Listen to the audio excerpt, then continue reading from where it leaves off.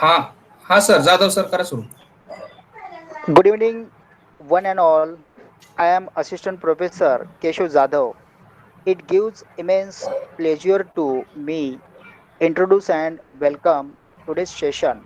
A resource person, eminent scholar, Honorable Dr. Surendra Thakur Desai sir, Associate Professor and Head Department of Geography, Gokte Joglekar College, Ratnagiri.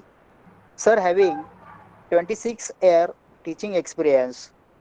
Sir has completed research project such as one major project, four minor project, one industry sponsor project, and three government sponsor projects. Sir had published 13 research papers and three papers in book chapters. About research guidance, uh, four MPhil degree awarded, one PhD degree awarded, and five candidates are ongoing.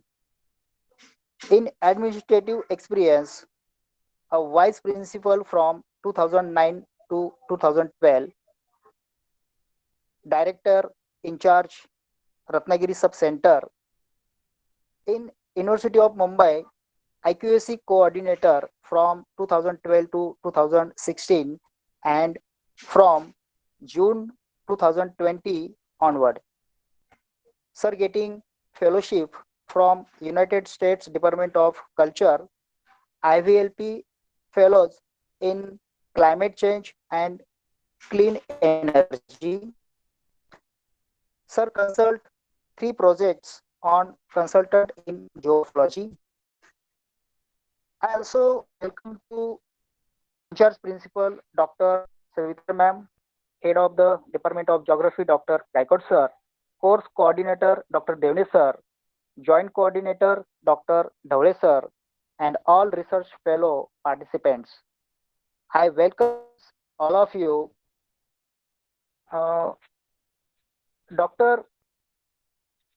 Surendra Thakur Desai sir, having a versatile personality, I welcome again Dr. Uh, sir, and without further ado, I request to sir, please continue the session. Thank you. Yeah, thank you. Am I audible? हाँ, yes sir, yes sir. Okay, okay, okay. Uh, okay, sir, will you please share the screen?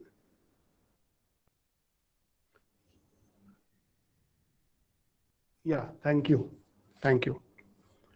Uh, the topic that I have chosen today is bit lengthy, and I will be speaking about the thing that deals with uh, title of the topic and all. So we will try to discuss about what really is the meaning of different words, or rather the terms that we use in research methodology, and how really we should draft these things differently.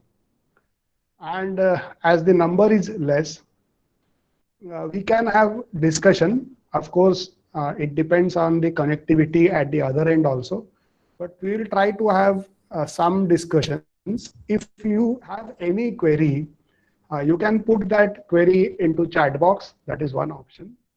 Or in between, I'll give you two breaks. Okay, I'll just ask you. Two breaks means we won't be dispersing. We'll be here itself, but I'll just wait and ask if someone has some doubt or needs some clarification or needs to add to it something, or may have some difference of opinion, then you can definitely share your views. Now, the thing is that in research methodology, we deal with many aspects and we learn many things, including statistics and all. Now, any research actually ends with a report and starts with a proposal. So you have to prepare a good proposal, which you all have must have prepared and submitted and interviewed. Only because of that you are here. But every research starts with some proposal, and every research also ends with some report. And both of these require some specific literary qualities which are not part of your research domain. So we are in geography. We do research in geography. And so we can say that we have pretty good expertise in geography, and we can do our research very well in the domain, in the branch of geography. It can be human geography, climatology, physical geography, population, GIS, remote sensing, any branch of geography for that matter. And we'll come out with very fantastic data. We'll process the data. We'll come out with very innovative conclusions. But altogether, or everything said and done, ultimately we have to pen down all this process. And so writing skill is a part of any research, and it starts with preparation of proposal, and as I said, ends with the report. Now, when we say that we have to have a good writing, now what we have to do is that usually we have to write it in a typical way and in a style which is called as reporting speech. मराठीमध्ये त्याला एखाद्या गोष्टीची नोंद करणे असं आपण म्हणतो. तर त्या पद्धतीने ते लिहावं लागतो. So the style of writing is different. Now speaking of the style of writing, it's not today's topic. You can have lecture, or you can discuss with your colleagues also, or someone from English also. Actually, Pune University has very good paper, at least for BSc students we had in our second year, and that was regarding the language.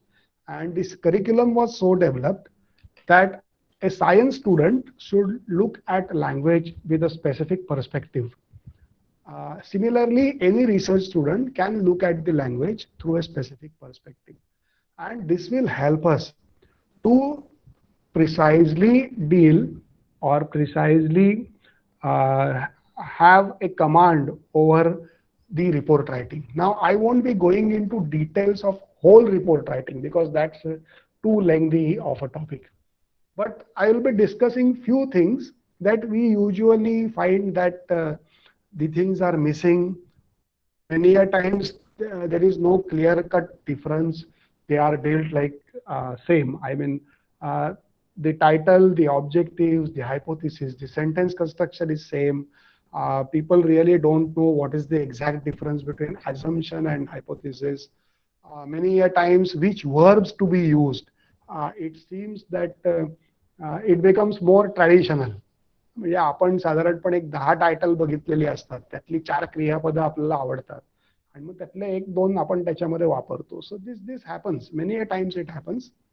Now we should have, or if we have this training in the beginning itself, it will be better while actually writing your draft. And that is why we will be discussing. Now, I would like to make one point very clear. I am not an expert in research methodology. I mean, I have done some training in research methodology, but I am not an expert. So whatever I will be discussing is not 100% mine. 100% माझ्या विचारांमधनं वगैरे असं काही मी बोलणार आहे असं नाहीये. पण हे कुठल्या पुस्तकातलं पण नाहीये. I mean, one thing I would like to make it very clear that this don't belong to any research methodology book. Fortunately, I had an opportunity to undergo a short-term course in Jabalpur University. That was long back, but I could, I mean, willfully I joined the short-term course, and that short-term course was specifically on research methodology. It was a 1-week course on research methodology, and the wonderful part of whole course was that there was only single resource person who was speaking for 6 days and 4 sessions per day. So 6 days into 6 hours, 36 hours, and many a times the discussions used to continue beyond 5:30 in the evening. He was Dr. Sansanwal. I don't know, many of you may be knowing Dr. Sansanwal. He is very senior fellow uh, from Indore University. He was basically a professor in physics, then he shifted to education, and then he became the dean of education in the university, and he retired long back. And he has developed a keen command, or he has developed a good command over the aspects of research methodology. And he conducts research methodology programs all over India, and they are 1 week program. Single-handedly he discusses. Now, actually, that is the background, or on that background, I will be sharing what I learned from him with you. Okay, so this is sharing, and of course, you can anytime you can break me, or as I said, we will have some space for you to talk. Okay, so the title is that meaning and drafting, both the things of title, objectives.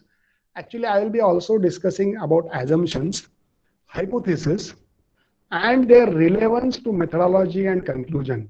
Now, it happens that when we say that we have prepared a proposal has to look like a chart, or a flow chart rather.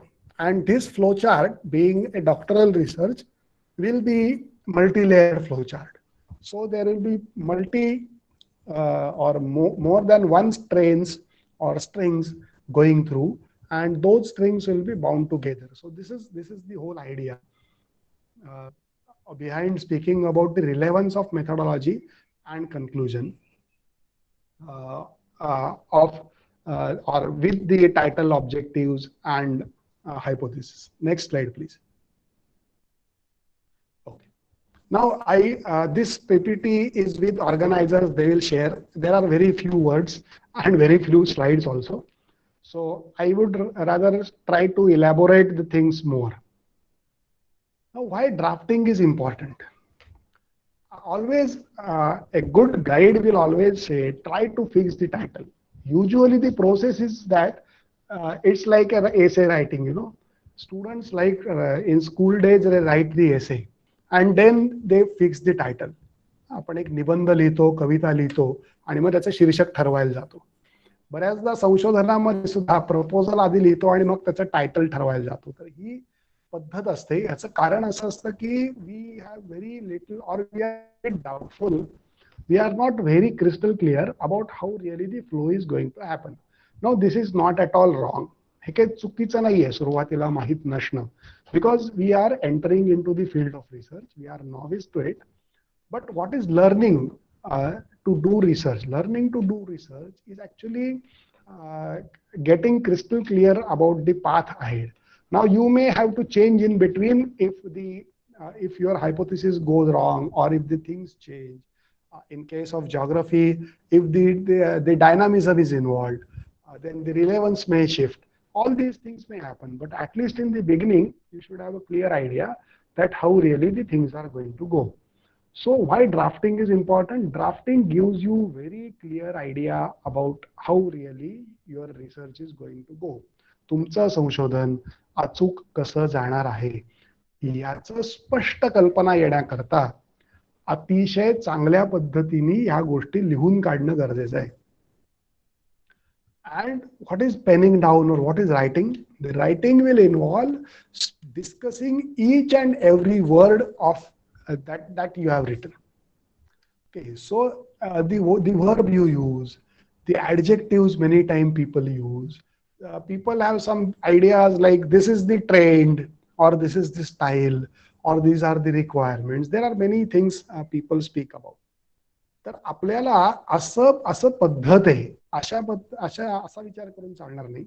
त्याच्याऐवजी आपल्याला अतिशय स्पष्ट कल्पना येण्याकरता प्रत्येक शब्द मोजून आपण किंवा प्रत्येक शब्दावर विचार करून आपण जर काय लिहिलं तर आपल्यालाच स्पष्ट कल्पना असेल की आपण संशोधन करणार आहोत म्हणजे एक्झॅक्टली काय करणार. And if anyone has any question or needs any clarification, we will be in a position to deal with it. So that is the first purpose, that why drafting is important. I would like to share one experience also.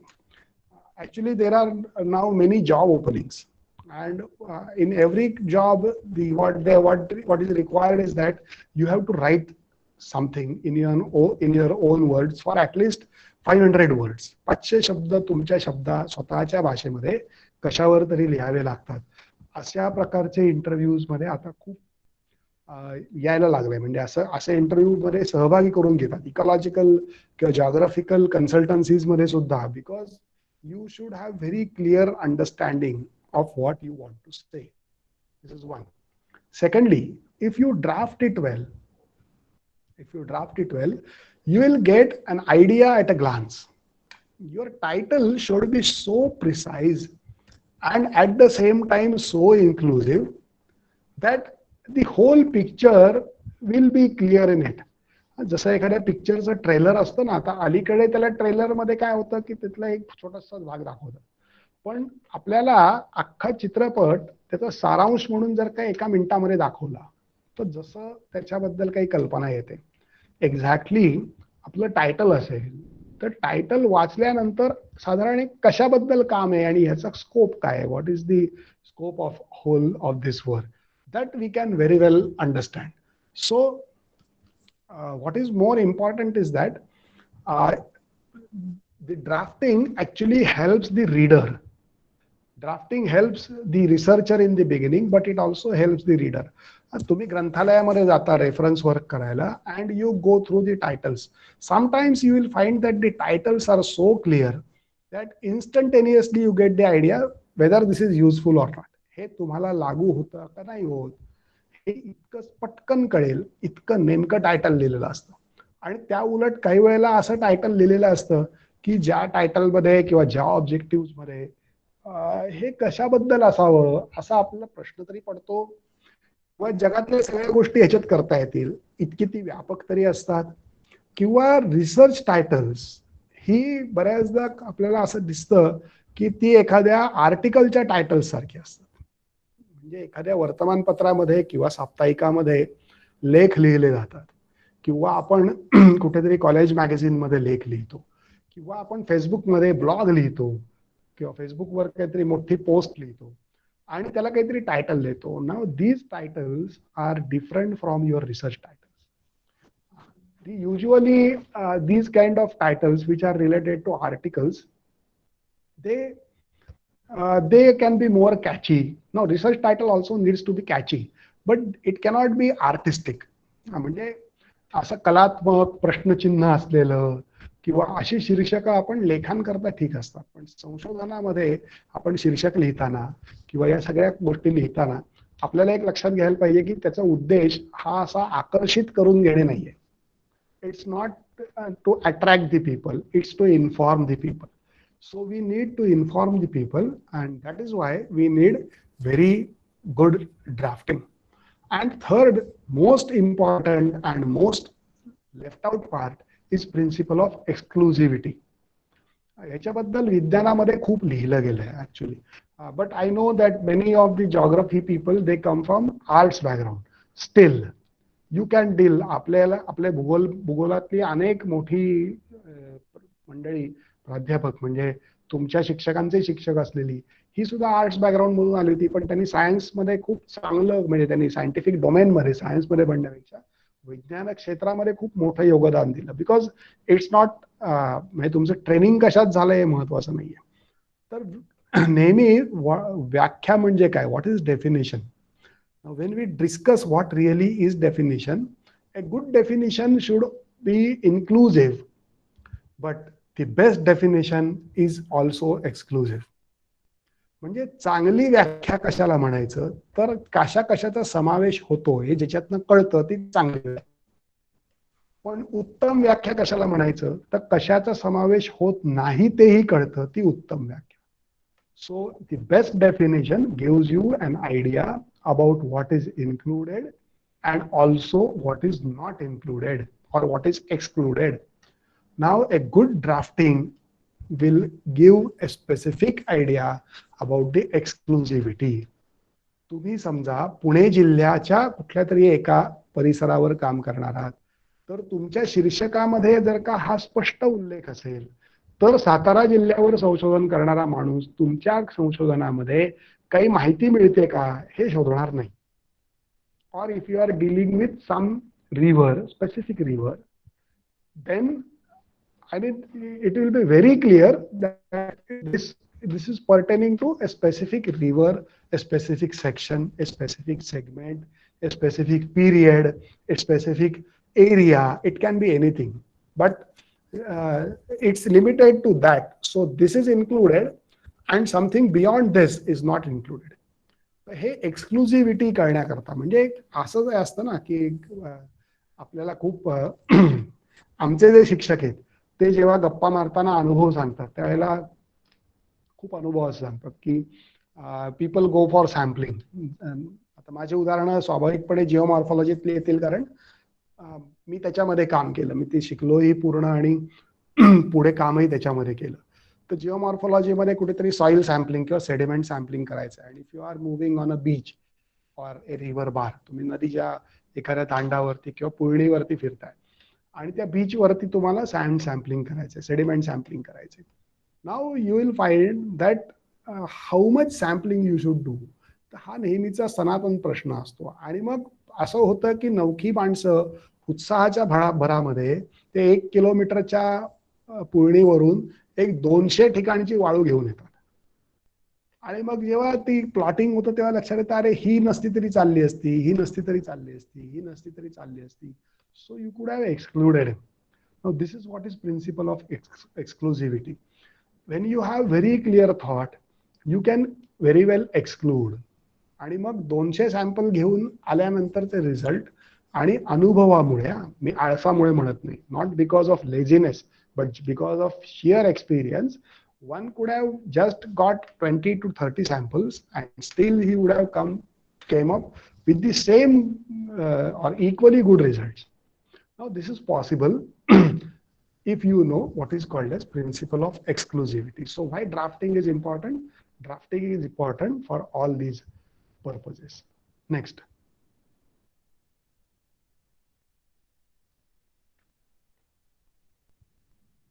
Okay. Now we will start with the title. A good title should include at least 3 things, and if needed, 4th thing.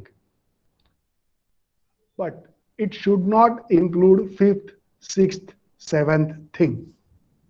अतिशय स्पष्ट हे वाक्य आहे की चांगल्या शीर्षकामध्ये किमान 3 घटक असलेच पाहिजेत. It should have minimum 3 components. If they are not there, the title is incomplete. It is incomplete. अपुरा आहे. चुकीचा असा शब्द वापरू नये. पीएचडी करणारे किंवा शिक्षकांनी काही गोष्टी चूक असतात, पण बऱ्याचदा गोष्टी चूक नसतात, त्या असतात. So your title remains to be incomplete if minimum 3 of the components are not there. 3 घटक महत्वाचे आहेत. 4था घटक गरजेनुसार असावा, पण 5वा, 6वा, 7वा नसावा. याचा अर्थ तुमच्या शीर्षकामध्ये तुम्ही केलेलं सगळं गोष्ट शीर्षकातच सांगणार का? 5 ओळींचं शीर्षक आहे आणि त्याच्यामध्ये साधारणपणे 72 ते 90 शब्द आहेत आणि किमान 6 स्वल्पविराम आहेत. तर this will become a mess. This title will, म्हणजे तुम्ही सुरुवात करताना तुम्हाला कळलं असं वाटायला लागेल, तोपर्यंत तुम्ही मध्यात याल तर तुम्हाला असं लक्षात येईल, अरे ही वेगळीच दिशा आहे. म्हणजे आपण एखाद्या इमारतीमध्ये घुसतो ना, and we start walking straight and then we turn and we turn and we turn and finally we come to know that we are moving in opposite direction. Similar things may happen. So a good title should contain 1 variable. It should be clearly defined. तुमचं आता याला तुम्ही research topic किंवा research area असं वेगवेगळे शब्द वापरतात. बोली भाषेतले शब्द आहेत ते चूक असं काही नाही. आपण बोलता बोलता तुमचं टॉपिक काय आहे, पण टॉपिक हा खूप जनरल शब्द झाला. But what we do in ultimately in research is we deal with some variable. आपण कुठलं तरी चलांशी संबंधित काम करतो, स्पेसिफिकली संशोधन करतो, कुठल्या तरी जिल्ह्याच्या लोकसंख्येबद्दल संशोधन करतो. So the population of that particular district is your variable. We discuss economic geography असेल तर कुठेतरी प्रोडक्टिव्हिटी बद्दल करतो. So productivity of a specific crop can be your variable. Climatology मध्ये असो, टेम्परेचर बद्दल काम करत असलो किंवा रेनफॉल व्हेरिएबिलिटीवर काम करत असलो, so the daily rainfall becomes your variable. आपण जिओमॉर्फॉलॉजी मध्ये आहोत आणि we are working on river, then your thalwage can be a variable, or the flow measurement can be a variable. So you can have variety of variables, and your research can have one or more than one variable also. Sometimes it's two variable. Your research is comparative. Comparative studies जॉग्रफीमध्ये तुलनेने कमी असतात, लिटरेचरमध्ये तर सगळे comparative लिटरेचरच 50% असतं, पण variables 2 असू शकतात. So you can be having comparative kind of a study, but there will be some variable. काहीतरी एक चल असणार आहे, नक्की असणार आहे. Okay, and this variable has to be mention. आता हे व्हेरिएबल किती नॅरो डाऊन करायचं, त्याच्याकरता तुम्हाला शीर्षकामधला दुसरा महत्वाचा घटक असतो, and that is scope. Okay, so what is more important is the scope of your work. So a title should contain variable, a title should contain the scope. तुमच्या विषयाचा विस्तार किंवा तुमच्या विषयाचा आवाका म्हणजे scope. It relates to a specific area. Now the scope can be spatial. जॉग्रफीचे आहोत आपण, आपल्याला सांगायची गरज नाही what is spatial. So you will be studying something specific to a typical region, a typical area. एखाद्या तालुक्याचा, एखाद्या गावाचा, एखाद्या जिल्ह्याचा, एखाद्या नदीचा, एका विशिष्ट शहरातला किंवा एखाद्या विशिष्ट पुळणीचा, एखाद्या खाडीचा किंवा 2 अक्षांशांमधल्या प्रदेशाचा असा नेमका अभ्यास करत असता, त्यावेळी that is your spatial scope. त्याला आपण एरिया असा पण शब्द वापरतो, study area. That is also there. मी मुद्दामून वापरातले शब्दही ठेवलेत आणि हार्डकोअर रिसर्च मेथॉडॉलॉजी मधले शब्दही स्लाइडवर ठेवलेत, आपल्याला दोन्ही माहिती असू दे. So that is the research study area. So the study area has to be specifically mention. असतो तो टायटल मध्ये असतो. Okay, the demographic changes in XYZ district, किंवा द इफेक्ट ऑफ निसर्ग वादळ, निसर्ग सायक्लोन ऑन रायगड कोस्टलाईन, असं काहीतरी असतं, किंवा the contribution of XYZ in something. So that is the spatial. Another can be temporal. आता हे टेम्पोरल सगळीकडे लागू असतं असं नाही. Many times it happens that you need not have a temporal scope every time, but especially in economic geography and in demography or population geography, temporal scope is important. कारण आपण सगळा अभ्यास करत नसतो, मग आपण गेल्या दशकातला अभ्यास करतो. We deal with the data for last decade. क्लायमॅटॉलॉजीचा डेटा तुम्ही घेतलाय आणि तुम्हाला रेनफॉल मध्ये काय व्हेरिएबिलिटी आहे ती पाहिजे, कारण ग्लोबल क्लायमेट चेंज आणि त्याच्यामधला रेनफॉल मधली डेव्हिएशन्स हा सध्या चिंतेचा विषय. गेले 3-4 दिवस सातारा, सांगली, विशेष करून सांगली कोल्हापूर पट्ट्यात इतक्या ठिकाणी गारा पडतायत की क्लायमेट चेंज हा शेतकऱ्याचा शब्द बनलाय. So you want to study it. आता तुम्ही किती वर्षाची आकडेवारी घेणार? So that becomes your temporal scope. You will be dealing with a data for 30 years, 40 years, 50 years. So that becomes your temporal scope. So study area can be study period also, but it has to be specifically part of your title. A good title will speak about the study area or the title if it applies. Sometimes the study area, or in spite of time, it is some institute. Geography मध्ये नसतं, social science मध्ये असतं. एखाद्या विशिष्ट संघटनेबद्दल आपण अभ्यास करतो, इथे नाही पण सोशॉलॉजी मध्ये करतात, पॉलिटिकल सायन्स मध्ये करतात. So that can be also a scope. किंवा एखाद्या इव्हेंटचा आपण अभ्यास करतो, द इफेक्ट ऑफ इव्हेंट, की काय झालं, निसर्ग चक्रीवादळ येऊन गेलं, त्या इव्हेंटचं इकॉनॉमिक जॉग्रफी म्हणून आपण अभ्यास केला. So that is specific to the event. So that is also a scope. म्हणजे आपण 3 जूनच्या आधीचं फार बघणार नाही आहोत, कारण ते निसर्ग चक्रीवादळ आलं, त्याचा 3 जून पर्यंत काही इफेक्ट नव्हता, नंतर सगळा दिसायला लागला. So this is something. And lastly, the nature of work. A title should speak about what exactly you will be doing. For that, we have to be very careful about using the verb. आपण जे क्रियापद आहे ते क्रियापद कोणतं वापरणार. म्हणजे सगळेजण स्टडी ऑफ, आपण study is very general thing. काही जण लिहितात analysis of XYZ, analysis of effect of decreasing sugarcane productivity on the economy of rural Satara किंवा काय रुरल किंवा सांगली डिस्ट्रिक्ट, असलं काहीतरी आपण करतो. So we are doing analysis. comparative study of the demographic change in Western Maharashtra and Marathwada. मराठवाड्यामधल्या लोकसंख्येतील बदल आणि पश्चिम महाराष्ट्र याच्याबद्दलचा तौलनिक अभ्यास केला. चिकित्सक, क्रिटिकल स्टडी, आपण हा फार शब्द फार टायटल मध्ये असतोच. A critical study, critical review.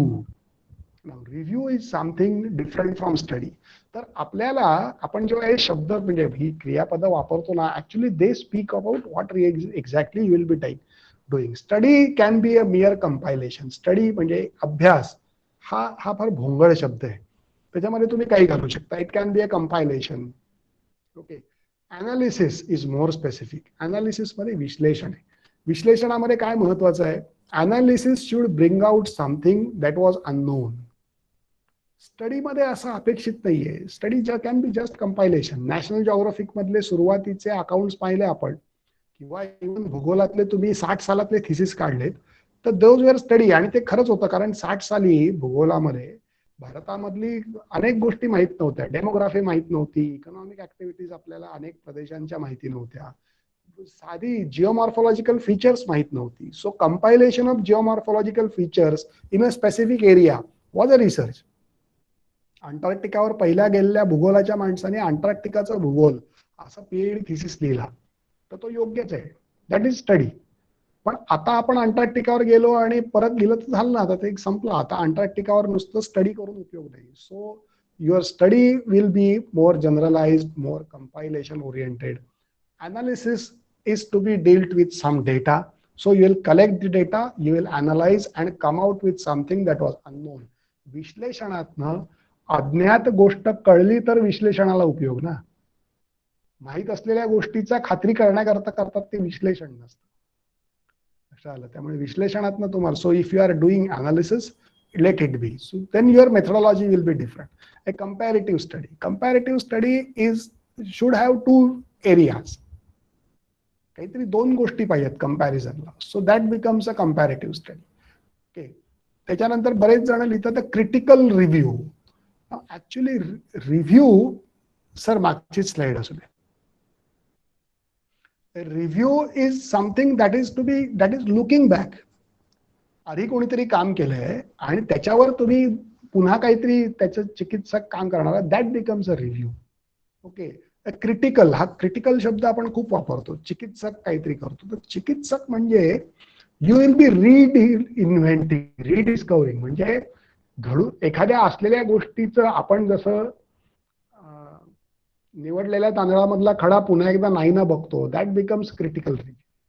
Okay. So your verb has to be used very well, and your title should indicate what exactly going to be the nature of work, whether you will be studying, whether you will be compiling, whether it's going to be a comparative thing, whether it's an analysis, whether it's a you can have geomorphic study, okay, a climatological study. It can be. So you narrow down to a specific domain of knowledge. So these three things are essential in your title, and if you are using a specific tool, you can mention it. Now this tool is something that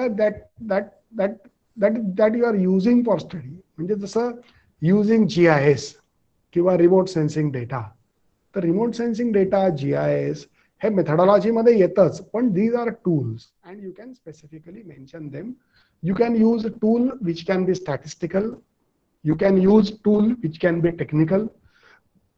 You can use tool which can be a standard procedure. There are tools which are called as standard procedures. You can use tools which are actually indices. Like you have many indices, and these indices need to be assessed or applied. Now that also can be a tool. So your title should have all these things together. चांगल्या शीर्षकामध्ये ह्या सगळ्या गोष्टी एकत्र केल्या तर ते शीर्षक चांगलं म्हणावं. आपल्या शीर्षकामध्ये ह्या सगळ्या गोष्टी आल्या आहेत ना, ह्याचा आपण थोडा अंदाज घ्यायचा. नाहीतर मग असा गोंधळ होतो की शीर्षक आपण सांगतो आणि मग लोक पुन्हा म्हणजे काय प्रश्न विचारतात. So that should not happen. To avoid that you can have variable. आता काही जणांच्या मनात प्रश्न असा असतो की शीर्षक किती शब्दांचा असावा. What should be the length of the title. Actually there are no rules, but of course there are conventions. नियम आणि संकेत या दोघांमध्ये फरक असतो. तर नियम नसतात पण संकेत असतात. संकेत पाळायचे का नाही तुमच्यावर असतं. You can over rule the conventions, but they are not as strict as rules. पण अलीकडच्या काळामध्ये तुम्हाला असं दिसलं की अनेक ठिकाणी असे नियमच केलेले आहेत. म्हणजे title should not exceed these many words. तो आकडा वेगवेगळा असतो. असं बऱ्याच ठिकाणी असतं. 2 शब्दांचं टायटल नाही होऊ शकत किंवा 3 शब्दांचं. Study of population, this cannot be a title.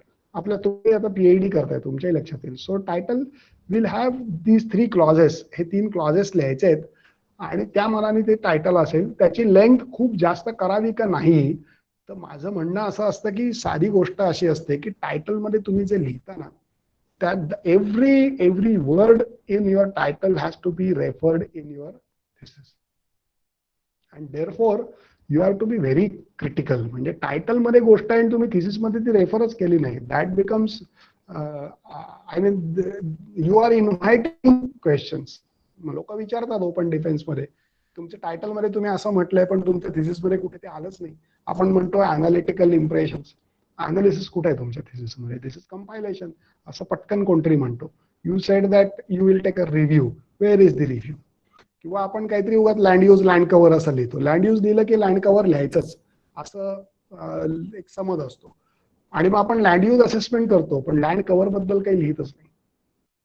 then that becomes a problem. So we can avoid lengthy titles, we can be very precise, and we can limit it to what exactly we are going to do. आपण काय करणार आहोत तेवढ्या पुरतं ते छोटं करा. खूप भरा मोठा म्हणजे खूप मोठं टायटल असलं इम्प्रेसिव्ह वगैरे नसतं, असे काही समज नसतात. आणि त्यामुळे your title can be of 10, 12, 13, 14, 15 words. This is not a rule.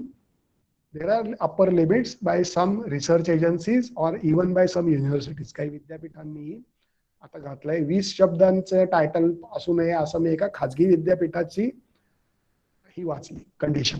Okay, that's a private university and they are very strict about this and they conduct a specific writing course. म्हणजे त्यांच्याकडे तर पद्धत अशी आहे की प्रत्येक रिसर्च स्कॉलरनी एक writing course केलाच पाहिजे असं आहे. But they are very typical. तर कदाचित लोक असे श्रूड नसतात. But this is about title, and most important, your title should never start with 2. पद्धत आहे मला माहिती आहे अनेक टायटल्स असतात पण आपण अवॉइड करावं. To study XYZ. ओके, त्याच्यापेक्षा स्टडी ऑफ म्हणा. म्हणजे to study the demographic evolution of Pune district किंवा to study the economic impact of green revolution किंवा to study the economic impact of XYZ irrigation scheme किंवा to study the geomorphological effect of निसर्ग cyclone. तर हे सगळं to study असं म्हणण्यापेक्षा आपण स्टडी ऑफ जिओमॉर्फॉलॉजिकल इफेक्ट असं म्हणावं. याचं कारण असं आहे two is too much directional असं एक वाक्य आहे. तुम्हाला अनेक ठिकाणी बघायला टू इज टू डायरेक्शनल असं म्हणतात आणि तो टू म्हणजे TOO आहे, WO नाहीये. So it becomes very pointed and that is why it's better to avoid your title starting with 2. Instead of that you can put off after your verb. Okay, many a times the title starts with verb. Niyam nahi, it depends completely on you, but this is all about title. So we have to be very precise about title. एक चांगलं title जेव्हा येतं त्यावेळेला तुम्हाला सगळं कळतं. म्हणजे हे उदाहरण मी आता बसल्या बसल्या तयार करतोय, काय असं प्रिसाइज मी पाठ करून आलेली उदाहरणं नाहीयेत. पण आपण जेव्हा असं म्हणतो की analysis of rainfall variability in Pune city from 1950 to 2000. हा एक टायटल केलं तर ह्याच्यामध्ये एक सगळ्या गोष्टी येऊन गेल्या. आपण काय करणार आहोत? अनालिसिस करणार आहोत. कसलं करणार आहोत? रेनफॉल व्हेरिएबिलिटीचं करणार आहोत. कुठलं करणार आहोत? पुण्यात शहरातलं करणार आहोत. कधीपर्यंतचं करणार आहोत? 1950 ते 2000 पर्यंत करणार आहोत. संपलं. 2001 बद्दल मला विचारू नका, 1949 मला सांगू नका. पुणे शहराच्या पुरतच माझं हे आहे आणि मी फक्त अनालिसिस करणार आहे. मी फोरकास्टिंग करणार नाहीये. I will be doing only analysis. So this precise can be. Okay, मग तुम्ही असं म्हणू शकता युझिंग कुठलं तरी एक सॉफ्टवेअर आहे, using XYZ software, using XYZ tool, किंवा काही काही वेळेला मॉडेल्स येतात. एस्पेशली क्लायमेटॉलॉजी मध्ये खूप मॉडेल्स येत असतात.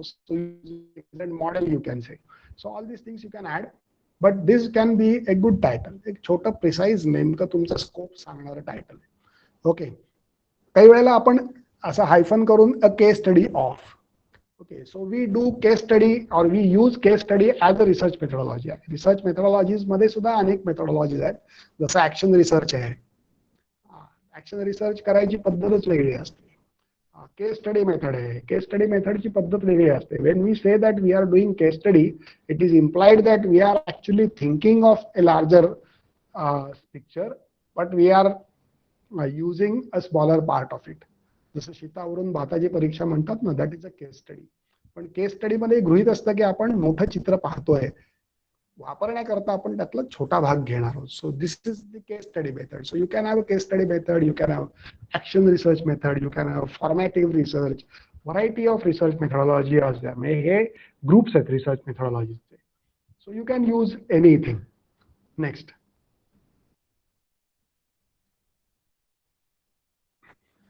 तुमच्यातल्या कोणाला टायटल बद्दल काही शेअर करायचं असेल तर आपण 1 मिनिट मी वाट बघतो.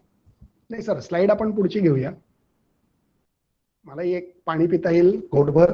आणि कोणाला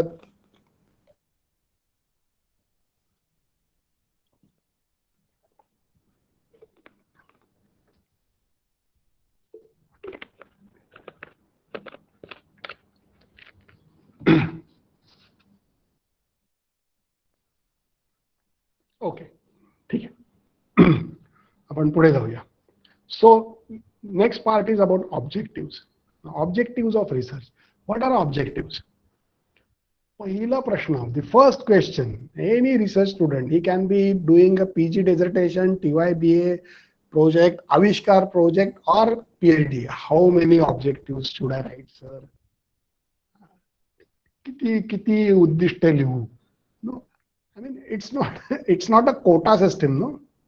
So it's not that how many objectives. How many is not at all important. So what exactly we do when we write objectives? Actually, objectives are like they are the small steps or small parts of the whole work. So you are doing doctoral research and you will be doing many things, but those things can be chopped into smaller segments, and each of that activity becomes your objective. Simple examples we can take. आपण चहा तयार करत असलो, making tea is a complete process, but it needs some stages or it needs some steps. Those becomes objective. म्हणजे पहिला आधी भांडा शोधा, that is one objective. योग्य पाणी मोजून घ्या, that is second objective. Okay, ते तुमच्या कुठला ज्या असेल त्या कुठल्या LPG कुठल्या स्टोव्हवर ठेवा, that is third objective. मग ते पेटवा. Okay, now these are stages. आता ह्यातल्या प्रत्येकाला वेगळं ऑब्जेक्टिव्ह म्हणायचं का नाही? तर objective can objectives that depends on you, but those are small parts of large work. And because we are going to do these things sequentially, those are sequence of activities. So objectives should be sequential. तुम्ही आधी जे करणार आहात, that should be your objective number 1. Then you will do this, then you will do this, then you will do this, and you will come out with this. So objective number 1, this will be your first set of activities. Then you will do this. म्हणजे data collection has to be done in the beginning, then data compilation and processing, then maybe some analytical part, and then coming to conclusions. And if you are doing ground truthing, जसं GIS RS मध्ये करतो आपण, we go back to the area, आपण ground ट्रुथिंग करतो. तर ground ट्रुथिंग करायचं असलं तर सगळ्यात शेवटी येणार आहे. So your objectives are actually the small compartments or small segments of the larger work, and these are sequence of activities. अत्यंत क्रमबद्ध कृती असतात, त्यामुळे त्या क्रमाने लिहाव्यात. सो कसं आहे की आपण, I always ask my student just to imagine that okay what you will be doing. You close your eyes and you imagine. So I will do this, I will do this, I will do this. Okay, right now. So I will do this, do this, do this. Okay, then check the sequence. Okay. Now, can you club few things together? I mean, activities are still smaller or microscopic. Can you club the activities into a group? Okay, then that becomes your objective. So it's an exercise. Actually, this helps us in imagining how really we are going to do the doctoral research. आपण पुढची 3-5 वर्ष संशोधन कसं करणार आहोत याची कल्पना मनातल्या मनात करायला आपल्याला हे सगळे मदत करतात. That is more important. Then the number, about number, neither too many nor too less. म्हणजे किती असावीत ह्याला काही नियम नाहीये. एकच ऑब्जेक्टिव्ह चालणार नाही, कारण इट्स अ डॉक्टरल रिसर्च. आणि 20 ऑब्जेक्टिव्ह कशी चालतील बरं? You cannot have 20 objective. No, you will not finish. Or you I mean, म्हणजे एखादी गोष्ट, जसा एक तुम्हाला फळ आंबा खायचा आहे, तर आंब्याचे किती बारीक फोडी कराव्यात हे पण काहीतरी गंमत, आंब्यातली गंमत यायची असेल तर त्याच्या 6-8 फोडी करून चालतं ना. एक सफरचंद घेतलं आणि ते तुम्हाला खायचंय, तर अख्खं सफरचंद खाणे अवघड जातं. So you cannot have a single objective. You cannot say that okay I am eating apple, that is my objective. No, अख्खं सफरचंद खाल्लं की मग बरेच प्रॉब्लेम्स होतात आणि लोकांना तर फार करमणूक होते. पण म्हणून तुम्ही त्या सफरचंदाची खांडोळीच करून टाकली फार, आणि मग आता तुम्ही चमचा घेऊन बसला खायला. Okay, that is not also a fun. So you have to restrict. So your objectives should not be too many or too less. असं संकेत आहे. Again, there is no rule. You can have variety. Mathematics मधले thesis मी सुचवीन तुम्हाला. तुम्ही असं बघा, in mathematics thesis only 2 objectives. But that is mathematics. That is not geography. Social science मधल्या thesis मध्ये, economics मधला मी एक thesis बघितला, 11 objectives, but that was very good thesis. And it took 7 years to him to complete, but a fantastic thesis with 7 objectives. So you can have multiple objectives, not less than 3 and more than 7 असं एक म्हणतात, but this is not true. असं काही नाहीये. You decide, that is your call, but you should think of what exactly you will be doing. Okay, and objectives can start with 2. You will find that more than 70% objectives start with 2.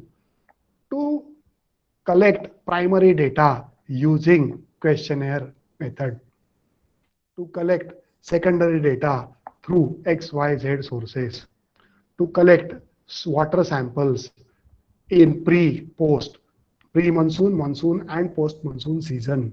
Okay, so it can start with 2 because it's specific pointed directional activity. 2 नी काय होतं, 2 नी it becomes very committed and objectives are committed. Your title cannot be, but your objectives are very committed, and so you can start with 2. त्याच्या पुढची जी क्रियापद आहेत ना, ती मात्र महत्वाची आहे. To collect. कलेक्ट म्हणजे तुम्ही फक्त गोळा करणार आहात. Okay, to compile. वस्तू गोळा केलेल्या असतात, त्या नीट लावाव्या लागतात. बाजारात तुम्ही 10 कपडे विकत आणलेत किंवा घरामध्ये 10 जिन्नस विकत आणलेत महिन्याचे, तर ते जिन्नस तसे टाकून चालत नाहीत, ते लावावे लागतात. To analyse. मग त्याच्यातून कुठला आधी वापरायचा आणि कुठला नंतर हे ठरवावं लागतं. So that is to analyse. Okay, to compare. Okay, to test. काही काही वेळेला टेस्ट करावे लागतं आपल्याला. So to test. तर वेगवेगळ्या गोष्टी आपण करतो, त्याच्याकरता ती योग्य क्रियापदं वापरावी. याचं मी नंतर बोलणार आहे की हे कसं, म्हणजे शेवटच्या स्लाइडवर मी याच्याबद्दल बोलणार की why this is more important, because this gives you very clear idea about methodology. तिथे त्याचा संबंध आहे की methodology. When you say to compile, to collect, collect कसं करणार बेटा, तू सांग ना पुढे. मग कलेक्ट मध्ये ते ऑब्जेक्टिव्ह मध्ये त्याचा शेवट मेथडॉलॉजीनेच होतो. टू कलेक्ट XYZ युझिंग किंवा विथ विच मेथड, हे जो लिहिलं at this time you start deciding your methodology. Research methodology काय अशी आकाशातून नंतर पडणार नसते. तुम्हाला काय करायचंय हे जेव्हा निश्चित होतं त्यावेळेला तुम्ही कसं करायचं याचा विचार करता, and then you go for hunting about the how really you are going to make it. And this how speaks about methodology. What speaks about your objective? So what you will be doing is your objective, and how you will be doing is your methodology. So it can start with to choose the verb which define the purpose. Vocabulary म्हणून मी असं म्हणतो की research मेथडॉलॉजीच्या मंडळींनी जरूर इतर thesis चाळावे. वाचायला कदाचित वेळ नसेल, सगळं कळतही नाही, म्हणजे ऍब्सोल्युटली कळत नाही, मलाही कळत नाही. But you can just go through, and I will recommend you to go through the at least the synopsis of different subjects. म्हणजे मॅथमॅटिक्सचे सिनॉप्सिस वाचा, आपल्याला काही कळत नाही त्यातलं, पण असू दे, त्याची लँग्वेज वाचा. इकॉनॉमिक्स मधले थिसिस वाचा, चांगल्या माणसांनी लिहिलेले. आता if you are in Pune, तर पुण्यामध्ये तर आहे, आणि आता शोधगंगा आणि याच्यामुळे हे सगळं तुम्हाला सहजपणे उपलब्ध आहे. तर तुम्ही you should go through all this things. You will come to know that people are using fantastic words. अतिशय नेमके चपकन शब्द वापरतात. The words are so precise that it's like putting on a light. एखादा उजेड पडावा दिवा लागल्यावर तसं ते शब्द वाचला की आपल्याला कळतं. Okay, now the care you have to take is that avoid compound and complex sentences. ही शिक्षकांना लागलेली अत्यंत वाईट खोड आहे. मी शिक्षक आहे, शिक्षक बाय चॉईस आहे, बाय चान्स नाही. मिळाली नोकरी म्हणून आलेलो नाही. I am teacher by choice, and still I say की शिक्षकांना सगळ्यात मोठी खोड काय लागलेली असेल तर ही संयुक्त वाक्य करायची किंवा कंपाऊंड कॉम्प्लेक्स सेंटेन्स करायची. फार विद्वत्तापूर्ण वाटतं. मी एक पॅरेग्राफचे एक वाक्य लिहिलं तर ठीक आहे, गरज असेल तर गोष्ट आहे, पण otherwise this is not scientific writing. ते तुमचं लेखन कौशल्य, भाषा कौशल्य म्हणून जाऊ दे. It can be your literary skill, but as far as scientific writing is that there it has to be a reporting speech, and in reporting speech, especially while writing, penning down objectives, don't use complex or compound sentences. Break them, because complex and compound sentences make you turn around. Complex compound sentences मध्ये आपण clauses करतो, clauses करता वेगवेगळी words वापरतो, and it becomes a mess. Now instead of that, make two clauses separate and put them as two different objectives. It becomes very clumsy. I mean, आता जसं thesis समजा माझ्याकडे आला, रेफरी म्हणून येतात, तर त्यावेळेला मी काय वाचतो, तर मी आधी सगळे शहाणी माणसं असतात ते आधी कन्क्लुजन वाचून घेतात. जसं काही लोक असतात ते घरी पिक्चर बघताना आधी एंड बघून घेतात, म्हणजे मग मुख्य पिक्चर सगळं टेन्शन शिवाय बघतायत. असं सांगणारे माझे मित्र आहेत, ते थोर आहेत सगळे, पण दे से दॅट एंड माहिती असला की जसं मॅच जिंकलेली मॅच आपण पुन्हा वर्ल्ड कपची फायनल बघितली तर जास्त नीट बघता येते, कारण त्याची एक्साइटमेंट नसते. Similarly you can think of it, but avoid such things, and you can very well have them sliced into pieces. That is, and what is the actual purpose of objectives? Actually, objectives make your research measurable. तुम्हाला objectives च्या करता एक निकष माहिती असतील. Okay, there are different criteria for objectives, and हे management मधलं आहे, हे जॉग्रफीतलं नाहीये. रिसर्च मेथडॉलॉजी मध्ये ते अलीकडे वापरायला लागलेत. And that the objective has to be smart. Objective has to be smart. What is smart? Smart is specific, measurable. असं ते SMART आहे. त्यातलं सगळ्यात महत्वाचं भाग आहे, it has to be measurable. ना what exactly is the role of objective? ना role of objective makes your thing measurable. तुम्ही जेव्हा संशोधन करत असता तर मला आश्चर्य वाटतं की लोकांना असं विचारलं, काय रे बाबा काम कुठपर्यंत झालंय? चालू आहे. अँड ही एक कॉमेंट असते. And the second comment is, I never knew that when it was finished. मला कळलंच नाही काम केव्हा संपलं. हे विद्यार्थ्यांनी FY SY ला म्हणणं वेगळं आहे, पण PhD करणाऱ्या शिक्षकांनी असं म्हणू नये. So it has to be measurable. You should get account that, okay, today I completed this, then I am moving ahead.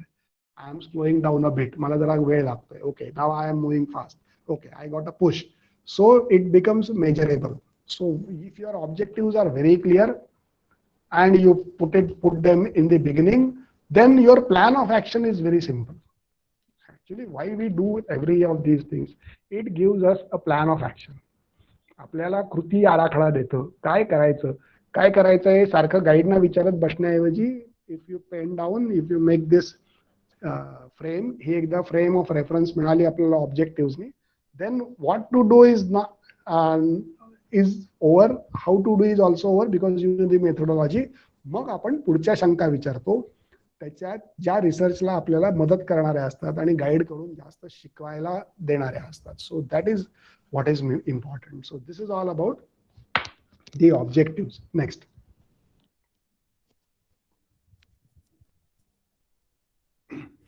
Okay. Now next thing is that called as assumption.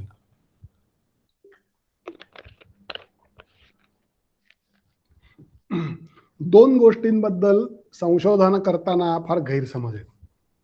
Two things, I mean, people have very funny ideas. One is that assumptions have to be there. Assumptions असली पाहिजे. Assumption म्हणजे मराठीमध्ये गृहीतक किंवा गृहीत तत्व असं काही जणांनी शब्द वापरलेत. We need to assume the things. Now, one thing, not always necessary. Many a times, especially in the domain of geography, assumptions are not necessary. You don't need assumptions. Assumptions are more necessary where you are dealing with multiple variables and you are assessing effect of only one single variable. So you are nullifying the effect of rest of the variables and you assume that they are not effective and you are testing only one. That is the role of assumption. Or you are putting forth a theory. म्हणजे geography मध्ये assumptions कुठे आहेत? तर geography मध्ये you must have gone through Kristallers theory or Weber's theory. Now, when you study the Kristallers theory, there are assumptions. क्रिस्टलरनी जेव्हा त्याचं central place theory मांडली, तर सेंट्रल प्लेस थिअरी त्यांनी सेंट्रल युरोप मधल्या प्लॅटो हायलँड्स मधल्या एरिया त्याच्या डोळ्यासमोर असतं ना, आणि तरी त्यांनी ॲझ्युम केलं. He assume that the distribution of population, the distribution of resources is nearly equal or almost equal. So that was assumed because he knew that that is not equal. That is one thing. And secondly, if he will go on studying the diversity, he will not come out with a theory. एखादा सिद्धांत मांडायचा असेल तर assumptions आपण धरतो, कारण तो सिद्धांत हा नेमका करण्याकरता बाकीच्या गोष्टींचा इफेक्ट आपण कमी करतो. जसं नाटकामध्ये स्पॉटलाइट लावतात ना, बाकीचे लाईट डिम होतात आणि एकच स्पॉट लावतात. Now that actually highlights. That is the role. assumptions, then you need the assumptions. आपल्याला assumptions कुठे लागतात? When we are nullifying the effect of few things and we are highlighting some specific things, then we need assumptions. Geographical research need not always demand assumptions. So you write assumptions if they are necessary. Otherwise, it's not that they are always necessary. If at all you have assumptions, then they should be precise. This is very important. What you are assuming, that has to be very clear. It has to be clear. Okay. So the population distribution in the region is equal, is same, is similar. Very precise. We are speaking of only distribution and that to population distribution. We are not speaking about the population characteristics like age-wise distribution, sex-wise distribution, okay, gender bias, and nothing doing. We are only speaking of the number distributed. Okay, so it can be very precise. So assumptions need to be very precise. Now, actually, what is the role of assumptions? Role of assumptions is very simple. Actually, assumptions, they limit the exceptions. You assume the things so that you can limit the exceptions. म्हणजे कसं असतं की if you try to address every exception, then you will not come out with anything. It's impossible to come out with anything. So you avoid the exceptions.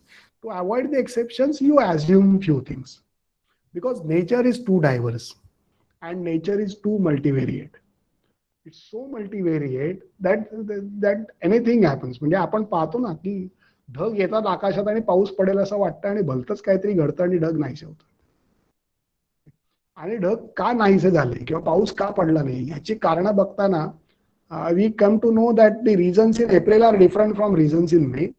Reasons in for June first week are different from reasons in June last week, and reasons in October are altogether different from reasons in November.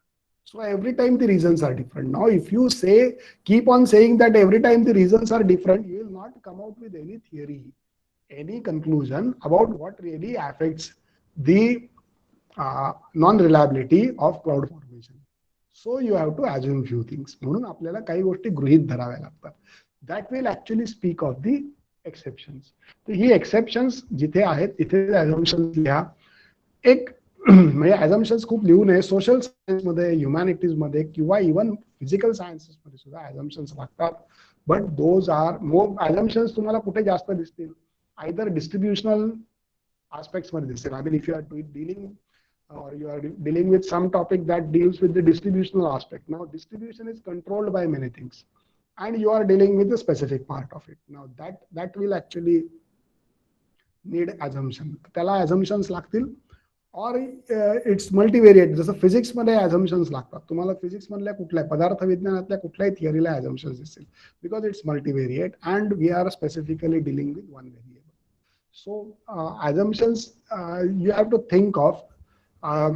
Many a times they are not necessary, and fortunately it is not mandatory to put the assumptions. बऱ्याचदा ती विसरूनही जातात लोक आणि मग पुढे लिहितात. In the description they write that we assume that the conditions are similar. If you are assuming the conditions are similar in your chapter number 4, how it will work? You have to make a statement in the beginning that we have written everything assuming that the conditions are similar. So assumptions need to be stated in the beginning, because based on that I will be reading. If I am reading your thesis, I should know that I am going to read this thesis on the background of these assumptions. So assumptions give me the background. Okay, if आता तुम्ही Covid बद्दल बोलताय and you are studying about COVID in some area, then you have to write that I am writing about this COVID only for urban areas. So I have excluded the rural areas. And if I am coming from some rural background, then I will have always the bearing that what you have written does not match with my experience. But if I read the assumption, then I will come to know it is not going to match because you have restricted it to a specific area. So the limiting exceptions is the thing. Now the question is, what is the difference between objectives and assumptions? Objectives का लिहायची आणि assumptions का लिहायची हा प्रश्न आहे. कोणाला एका मिनिटाभरात उत्तर सुचत असेल तर सांगा, नसेल तर मग मीच सांगतो. कारण मला समोर मी घड्याळही ठेवलंय.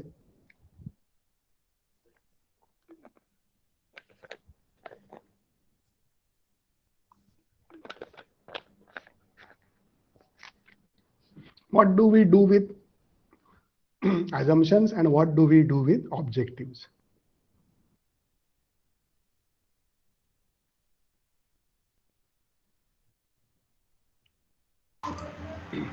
Yes sir. ऑब्जेक्टिव्ह हे तुमचा रिसर्च पॉइंट जो आहे तो फोकस करण्यासाठी, तुमचा रिसर्च भरकटत जाऊ नये म्हणून ऑब्जेक्टिव्ह आपण देतो. आणि अजम्पशन किंवा जे हायपोथेसिस आहे की जो काही आपण रिसर्च करू तर तो टू वेनी होईल, आयदर नल हायपोथेसिस और अल्टरनेटिव्ह हायपोथेसिस आपण देतो.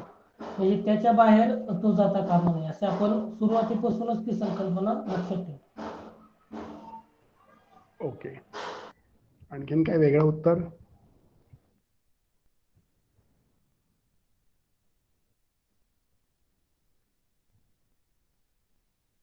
Okay, I will make it very simple.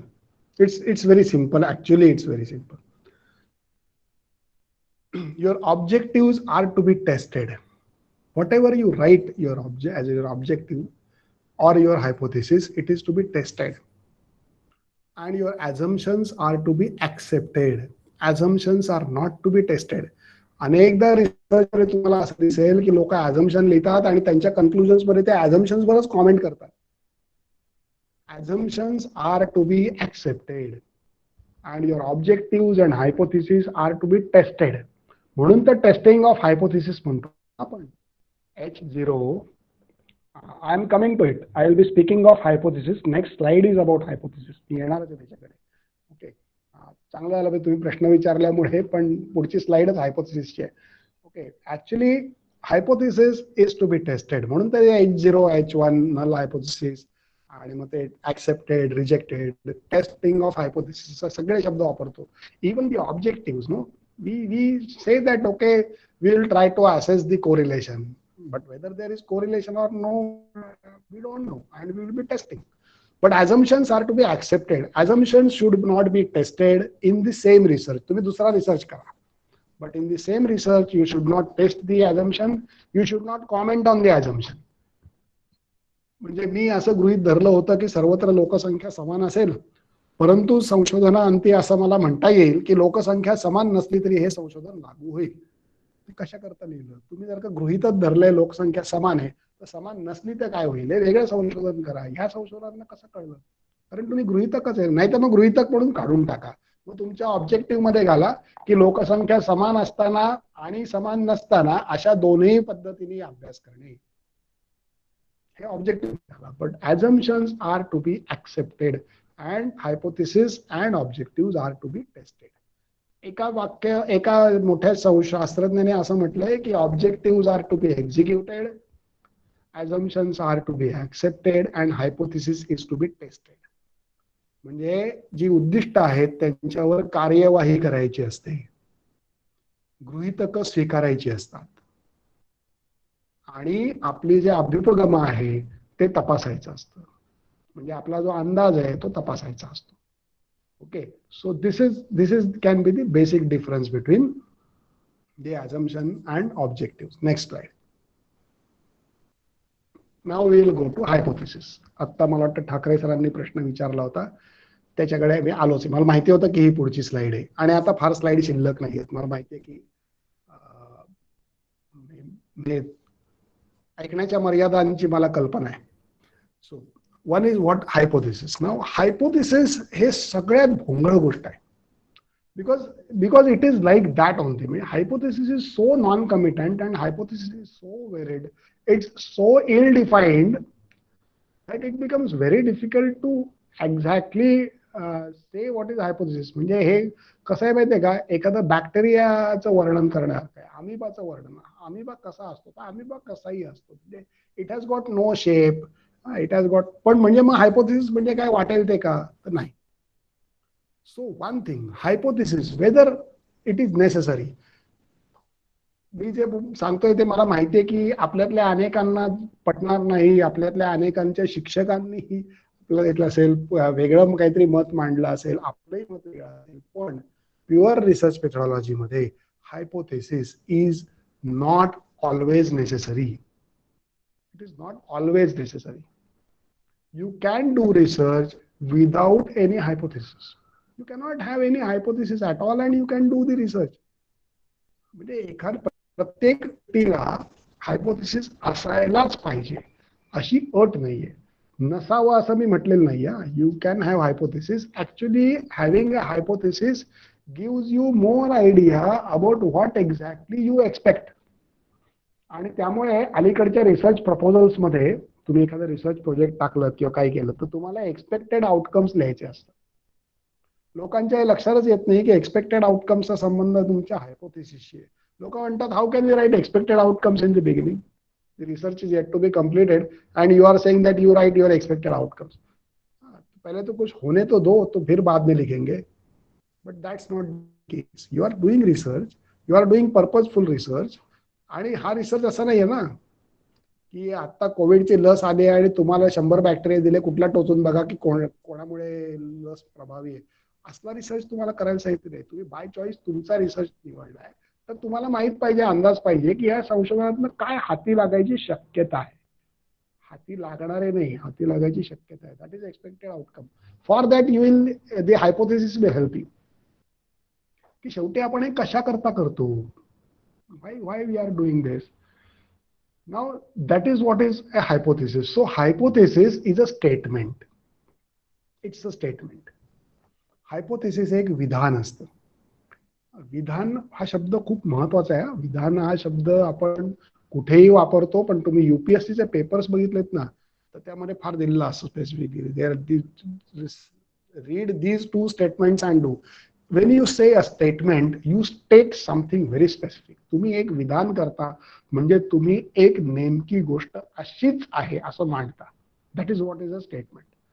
And your hypothesis is a statement which is either positive or negative.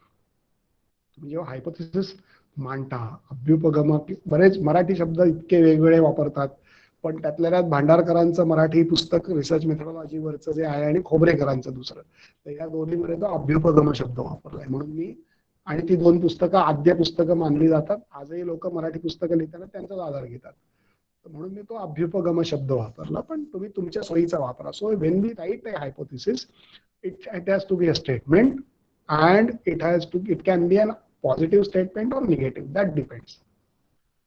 मग स्टेटमेंट करतो आपण म्हणजे काय करतो, तर the problem is that what is when we say it's a statement, it means म्हणजे can a statement be an opinion, हा त्यातला गोंधळाचा मुद्दा आहे. आणि ह्याचं उत्तर मी असं सांगेन प्रामाणिकपणे की आजही माहित नाही. Statement can be a opinion, statement cannot be an opinion. I see that the density of population, or माझा hypothesis असं आहे की the spread of COVID is directly related to density of population. This is my statement. This is my hypothesis. की कोविडचा प्रसार हा लोकसंख्येच्या घनतेशी जोडलेला आहे. हे माझं स्टेटमेंट आहे. आता हे मी तपासणार आहे. So I will B testing this hypothesis. किंवा मी दुसऱ्या गटाचा आहे, हे कोविड वगैरे सगळा भंपकपणा आहे असं वाटणाऱ्या गटाचा आहे, आणि त्यामुळे म्हणतो की कोविडचा लोकसंख्येच्या घनतेशी काहीही संबंध नाही. ओके, हे माझं स्टेटमेंट आहे. So this is my hypothesis. And hypothesis can be positive or negative. मी जर का पॉझिटिव्हली म्हटलं की आहे, तर मग हायपोथेसिस ऍक्सेप्ट झालं म्हणजे संबंध आहे हे मी स्वीकारलं. आणि मी माझं मूळ स्टेटमेंटच निगेटिव्ह केलं तर नाही हे मी स्वीकारलं. ओके, म्हणजे मग ते आपण ते H0 H1 जे म्हणतो ना, ते त्याकरता दृष्टीने म्हणतो. पण basically it's a statement. So the statement is precise. किती हायपोथेसिस असावीत हा नेहमीचा शब्द आहे. आणि सरांचा प्रश्न मला अजूनही माहिती आहे, मी सोडलेला नाहीये तो, की ऑब्जेक्टिव्ह आणि हायपोथेसिस मध्ये फरक काय. या दोन्ही प्रश्नांबद्दल, हे दोन्ही गोष्टींबद्दल मी बोलणार आहे. किती हायपोथेसिस बद्दल बोलतो, आणि मग ते समेटिव्ह शब्द लिहिलाय मी तिथे, तेव्हा मी त्या प्रश्नावर रेफर करतो की किती हायपोथेसिस असावी. तर कन्व्हेन्शनली पूर्वी असं होतं की your research will have only one hypothesis, but no, now you can have multiple hypothesis. अनेक रिसर्च पेपर्स चांगले तुम्हाला बघायला मिळतील, अनेक रिसर्च प्रोजेक्ट्स आहेत अतिशय चांगल्या संस्थांनी ऍक्सेप्ट केलेले, अँड दे हॅव 2 हायपोथेसिस. 50 सोडून द्या, 5 नसणार, कारण काम उरकायला पाहिजे ते. But you can have multiple hypothesis, you can have 2 hypothesis also. And that means your research is divided into 2 segments, clear cut 2 segments, and you will be studying segment 1 for this, segment 2 for this. Okay, allowed. So hypothesis can be one. If your research topic demands, you can have multiple hypotheses. But hypothesis is a statement. ते विधान आहे, आणि त्यामुळे ते छाती ठोकपणे आणि स्पष्ट करायचं असतं. हायपोथेसिस मध्ये असू शकतं असे शब्द कधीही वापरायचे नाही. म्हणजे हायपोथेसिस असं लिहून चालेल का हो, it seems that Covid may have the association with population density in काय XYZ city. It seems may have, हे नाही ना, हे असं नाही. हायपोथेसिसचं कन्स्ट्रक्शन कधीही असं करायचं नाही. हायपोथेसिसचं construction it's a blunt statement.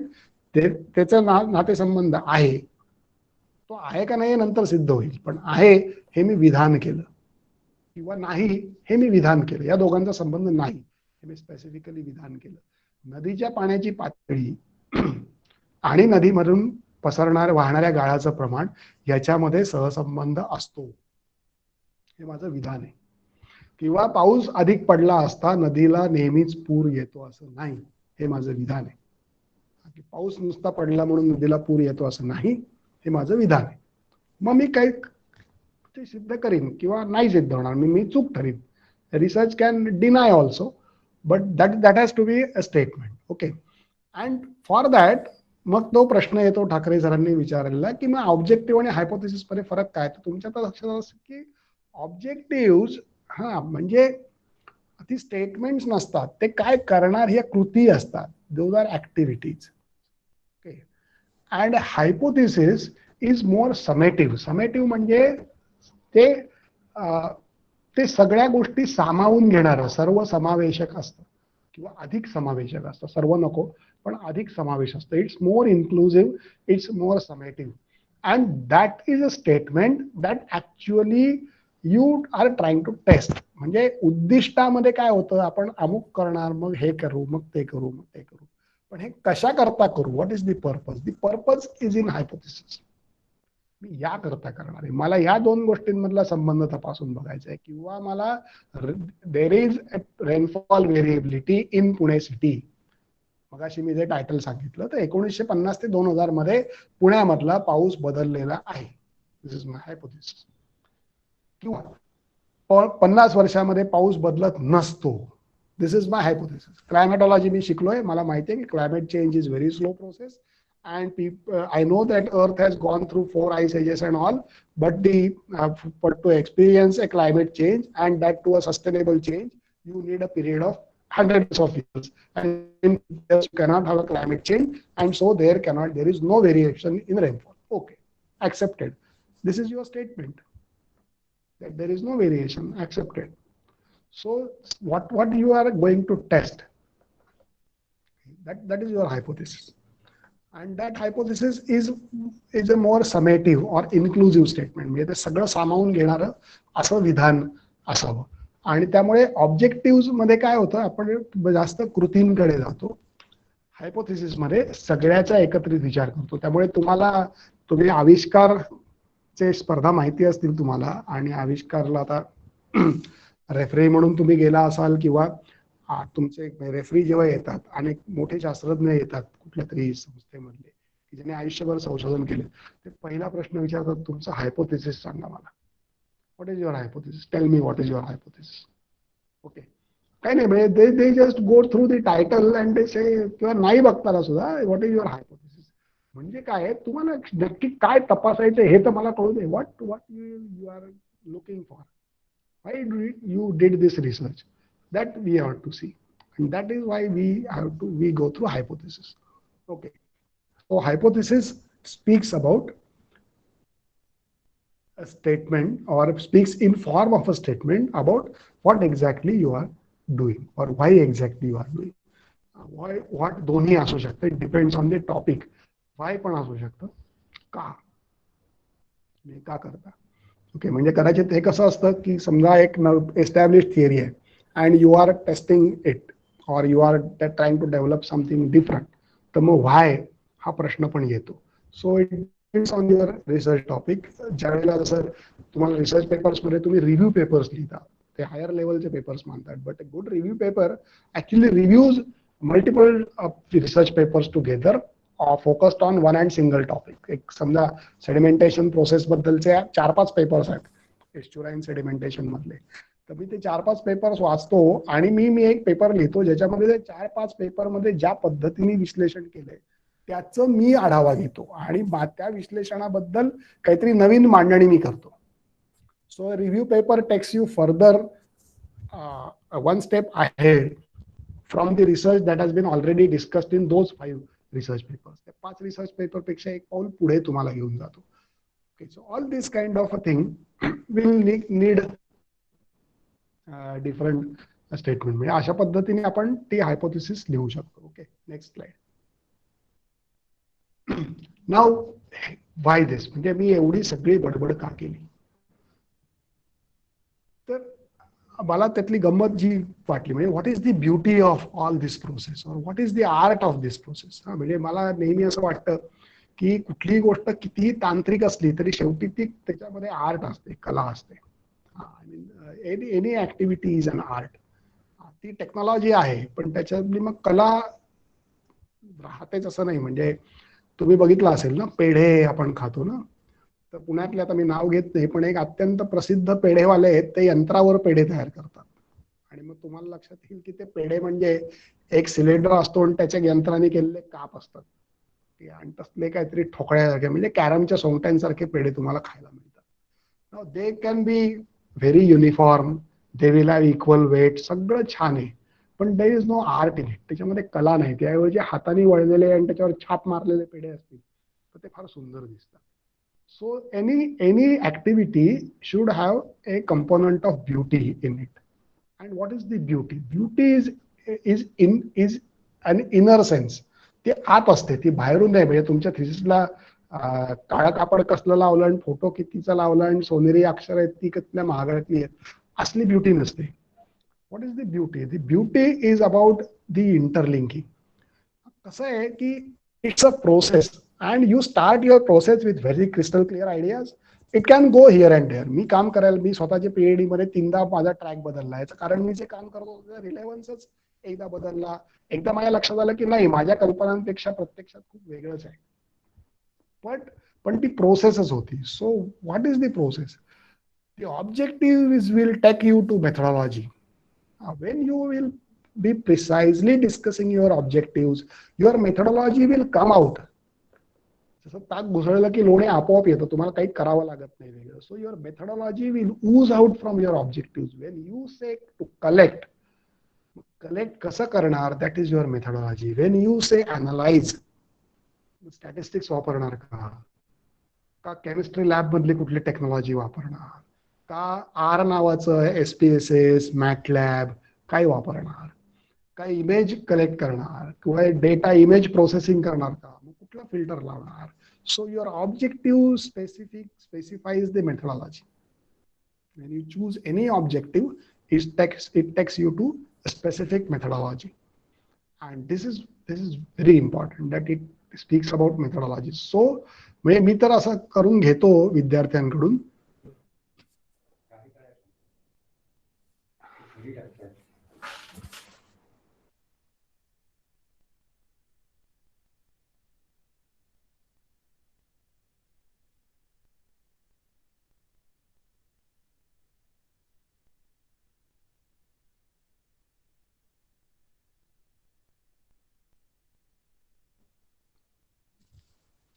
Okay, sorry.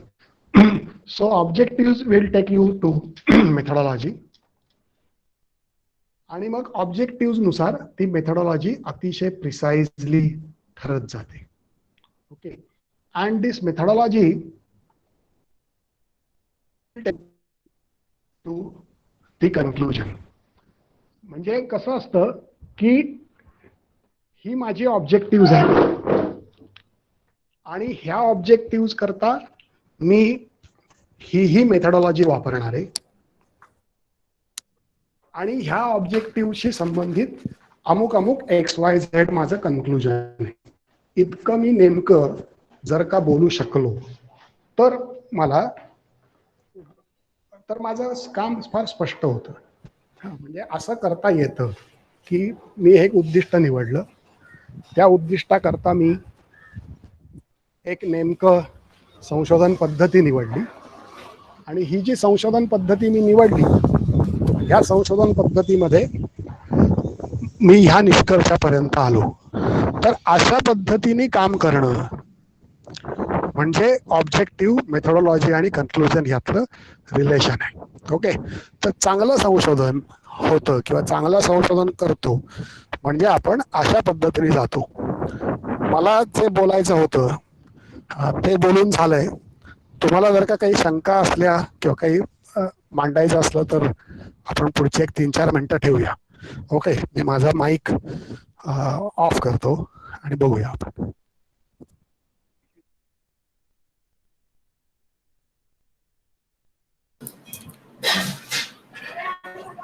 Jadhav sir. सरांनी सांगितल्याप्रमाणे जर काय आपल्याला सरांच्या टॉपिक वरती जर काही शंका जर येत असतील तर आपल्याला काही प्रश्न विचारायला काही हरकत नाही. Session is open for questions and answer.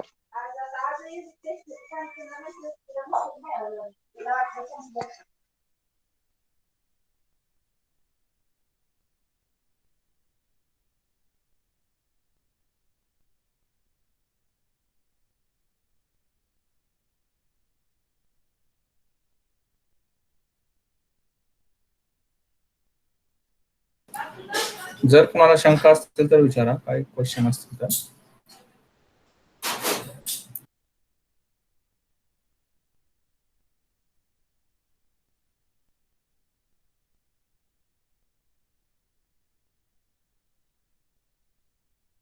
Okay, I think there is no question. Jadhav sir, please continue. काय आपल्याला सेशन कंटिन्यू करायचं का काय, कसं समारोप? नेक्स्ट सेशनला जायचंय आपल्याला. आता वोट ऑफ थँक्स घ्या ना. जर कोणाचा क्वेश्चन नसेल तर Participants, if you will have any question, then please ask you. Already sir has explained in very well manner each and everything. So I hope that there is no any question.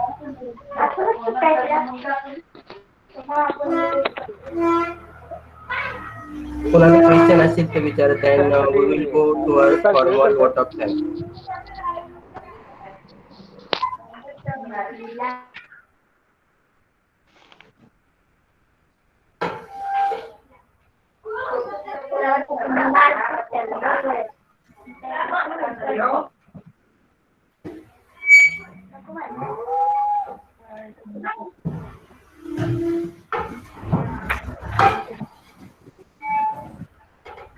I think vote of thank घ्या sir. कोण आहे vote of thank? Okay, for vote of thanks, I request to Rajendra Kurti sir, please. Yes, sir. Good evening.